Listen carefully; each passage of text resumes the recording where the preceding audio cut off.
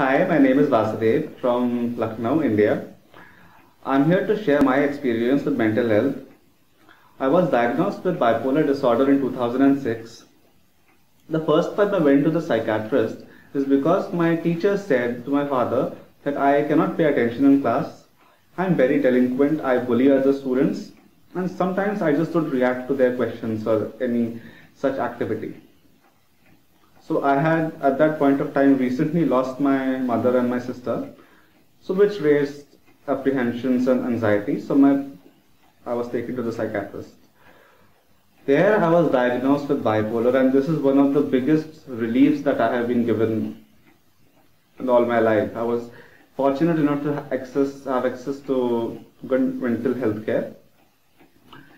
The diagnosis of bipolar disorder was a big boon because then I could understand that most of my behavior, which I was being told that it is my bad behavior, it is something which should not be there, and I was being blamed for it, it was clearly explained. So what happens with bipolar is that you can easily confuse the symptoms of bipolar with temperament. So this distinction is very important. So once I was diagnosed and we had a talk with the psychiatrist and the therapist, it was clear that how things are to move in the next few years. So whenever I used to interact with students and my friends and teachers and anybody outside of my house, they did not understand this. They could not understand that Vasudev has a different personality and his symptoms make him do this. This really created a lot of challenges. And ultimately it gave rise to rebellion, guilt, shame, depression, and eventually it turned out to be suicidal tendencies, self-harm, running away from house, and guilt. So when I started discussing this with people, when I started opening up, talking about it, and people actually understood something which I had not anticipated. People showed their love and empathy, and that is what gave me the courage from then on.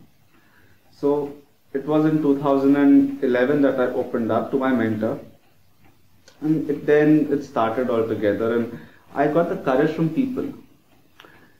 Medical health care, my medicines were important, but what was also important is the emotional support group. For example, I used to go for workshops and I have to have my medicine at any cost.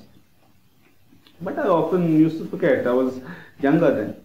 So I had told 2 or 3 of my friends to remind me every time there was a lunch or a dinner that I have to take my medicines, and it was their duty to supervise.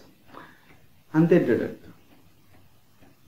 There were mentors who went out of their way, there were friends who went out of their way.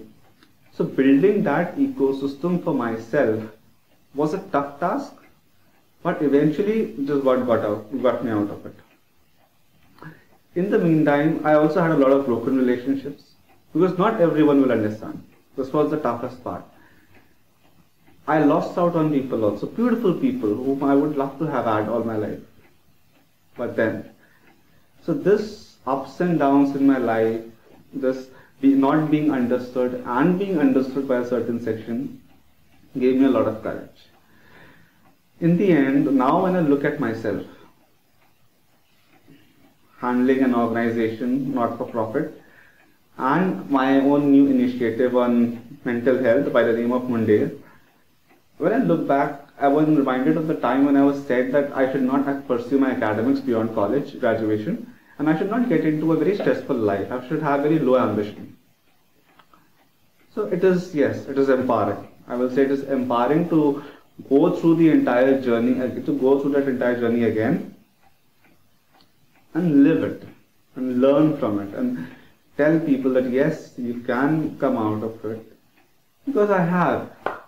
And at the end of the day, it's a really bright world with very beautiful experiences which remain, and I think we should all have that life in the end.